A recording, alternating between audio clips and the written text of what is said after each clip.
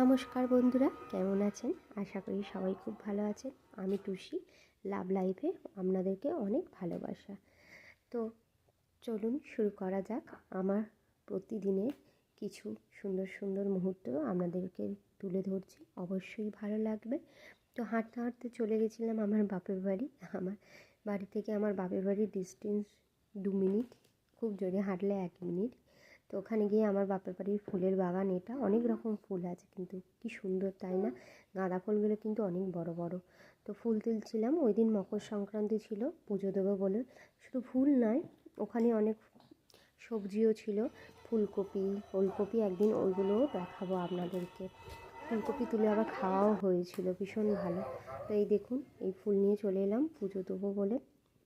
তারপরে আবার সন্ধ্যাবেলা চলে গেছিলাম আমাদের পাড়াতেই, মানে আমার বাপের বাড়ির পাড়াতে এক ভোলে বাবার মন্দির প্রতিষ্ঠা হয়েছে।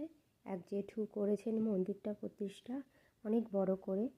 যাব না ভাবছিলাম, আমার মায়ের শরীরটা ভীষণই খারাপ ছিল বিকাল থেকে।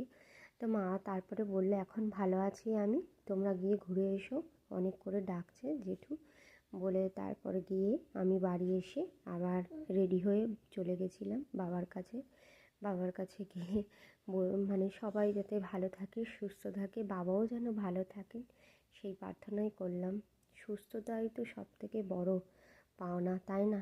আর কি চাই? যদি সবাই সুস্থ থাকে, যেন আপনারাও সবাই সুস্থ থাকবেন, ভালো থাকবেন। তো কী সুন্দর করে সাজিয়েছে, ভীষণ সুন্দর সাজিয়েছে। আমাদের এক পাড়ার দাদাই সাজিয়েছেন, বাবুল্লা ওনার নাম, আর ওনার সব লোকজন, সঙ্গসাথীরা সবাই সাজিয়েছে। তারপরে বাবার মন্দির প্রতিষ্ঠা উপলক্ষে ভোগ খাওয়ানো হয়েছিল, খিচুড়ি, আলুর দম, বোঁদে, চাটনি। ভোগ মানে ভোগই, ভোগের তুলনা হয় না, তাই না? ভোগ, যে কোনো ঠাকুরই ভোগই যেন অমৃত লাগে খেতে। তো ভোগ খেয়ে চলে আসছিলাম বাড়িতে, কারণ তখন 7:30 8টা বাজে। ছেলেকেও রেখে গেছিলাম, ঠান্ডা তো তাই নিয়ে যাই।